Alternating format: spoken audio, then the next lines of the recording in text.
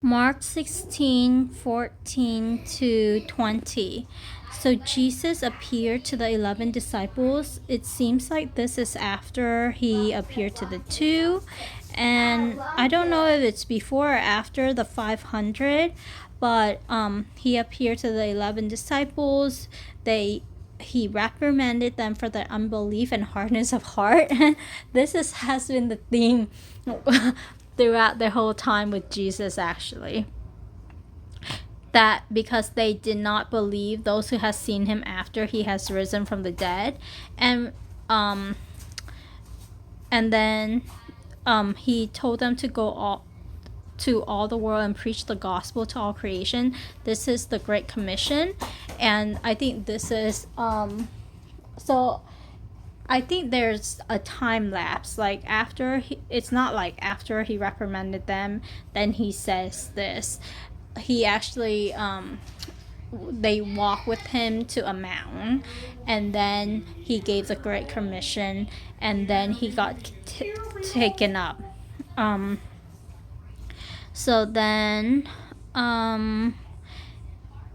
there will be signs to accompany those who have believed. So I guess these are happening at a lot as a proof, like further proof that Jesus is who he says he is, and so that it will strengthen the believers. Especially, we know that during those times there's a lot of persecution, and so I think that, like, when Jesus gives all this power, it's in a situation that is very challenging. I know that I've heard testimonies of people in China, Christians in China, who are facing a lot of persecution, and there's a lot of healings and miracles and gifts that are being shown in the underground churches there. And I think wherever there's persecution, God's power is even more. We don't see it here in the West, because I think we're kind of lackadaisical. Like, we're very lazy in our faith. We're kind of like a lukewarm, comfortable set of Christians.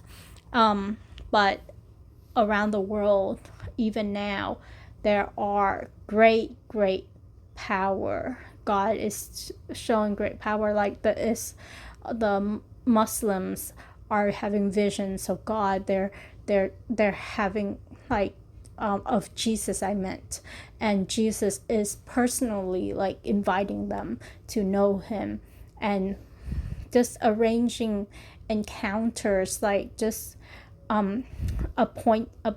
appointments for people to come to him. There's near-death experiences. There's just so many things going on that if we open our eyes and ears, we can see God still working as he did back then. But I think it's more powerful in persecuted communities. So then after that, he was received up to heaven, and then the Lord worked with them and confirmed the word by the signs that follow. And I think that's like, God doesn't expect us to blindly follow him. He equips us, he empowers us, and that's just our God.